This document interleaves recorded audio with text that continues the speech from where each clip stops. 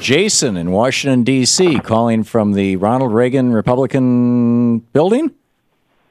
No, I'm a libertarian, so I don't have any association with Republicans. From Rand Paul's office. Whenever we have any discussion about presidents and stuff like that, I think it's important to talk about, let's call him Lyndon Landslide.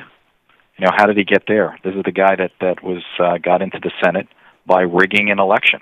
6 days after his election for the Senate, mysteriously a box shows up with 203 votes, of which 202 got him elected to the Senate. And it wasn't determined until a court case back in 1977 that it was admitted that there was vote rigging, and that's how Johnson got into the Senate. Yeah.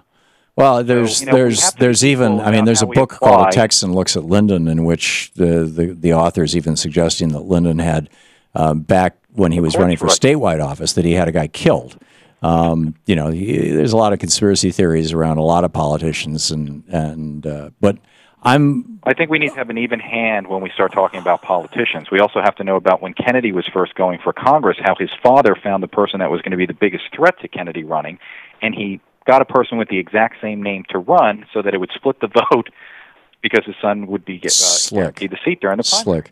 Sort of like which president was it that was looking at? Was it Nixon who was looking at Ed Muskie, and he didn't want Muskie, he wanted Dukakis. Who did Dukakis end up running against? I think it was Bush the Elder. Yeah, it was Bush the Elder. I mean, politics is a dirty business, but I think what happens is when we start to try to make it. But they got Ed Muskie out by sending one of the Watergate guys up to put LSD in his coffee, and so he ends up on the back of his flatbed truck crying about his wife. So yeah, I don't disagree that a lot of these politicians are corrupt and strange people, but when they're running for president and they commit treason, I can give you two examples of Republicans, and I can prove it, who committed treason to become president of the United States, and one who was, I would say knocking 80,000 African Americans off the voting rolls for no good reason is just before an election is at the very least a crime. So one who came to power by a crime. Can you give me a Democrat who became president of the United States that way?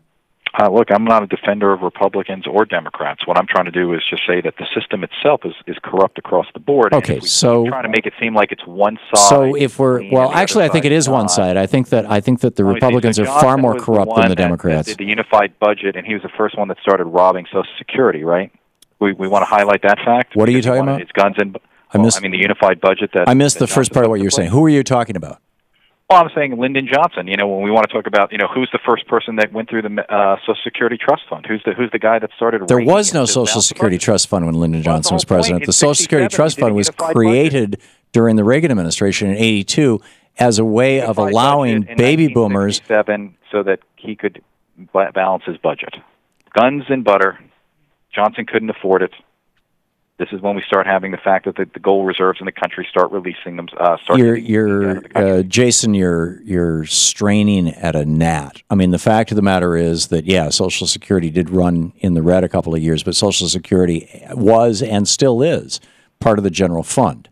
And, this is what Al Gore was, as you recall, campaigning on. Separate the lockbox, separate Social Security from the general fund. But that didn't kill Social Security, and the Social Security Trust Fund never existed until '82, and that was because it was put into place so that the baby boomers could be the first generation of Americans to be double taxed, to not only pay for the retirement of their parents, but also to pay for their own retirement through their working years, which they did through the '80s and the '90s and the 2000, the aughts now. That's why Reagan doubled the Social Security tax was so that the baby boomers would pay for their own retirement. That has, I don't see how you hit Lyndon Johnson on that. I opposed Lyndon Johnson in the war, and I opposed his budget shenanigans. But so what? That does not rise to the level. That does not rise to the level of treason. Will you agree with me, Jason? If you're taking the position that both parties are corrupt, and both parties have been corrupted, would you agree with me that they have been corrupted by money?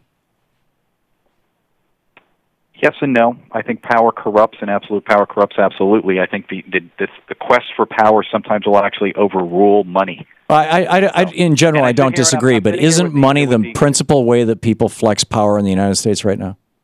Well, I don't know. When Obama is supposed to be a constitutional scholar. He's the one in the White House, and we've got Eric Holder in the Justice Department, and they don't understand the level of Fourth Amendment violations that are going on? Well, this was going on during the Bush administration, too. You could say the same thing of Bush and Alberto Gonzales. Let's stick with them. They got elected. Now they're in charge. They should have eliminated it 4 or 5 years ago when they realized the shenanigans that were going on. Yes or no? Jason, you're going step by step for the things on which we may agree. My point, and I'm trying to find out if we agree on this. For money. Will you? Okay. For money. Yeah, maybe not, because 70% of the NSA's budget is privatized right now. So you've got huge defense contractors, Booz Allen Hamilton, for example, where Ed Snowden worked, which was owned by the Carlyle Group, which was owned in part by the bin Laden family. This is a for-profit corporation. 70% of the NSA's budget is for-profit corporations. Those for-profit corporations are pouring money back into the pockets of Republican and Democratic politicians, possibly including the president. Who knows? So will you join me in calling for a constitutional amendment to reverse the Supreme Court doctrine that money is protected under the First Amendment as speech and that corporations are protected under the 14th Amendment as persons being wrong? Well, here we are. A corporation is not a person. So how about if I'm driving and is money speech? Down the highway and I've got a trust document with me that's a corporation. Do I get to drive in the HOV lane? Well, that's what Jonathan. That's what thing I should be able to. Yeah, well, that's what my friend Jonathan tested. That he went out and he got himself arrested. He got a ticket in the HOV lane with corporation papers in his. Come out. Yeah. Okay, Jason, thanks for the call.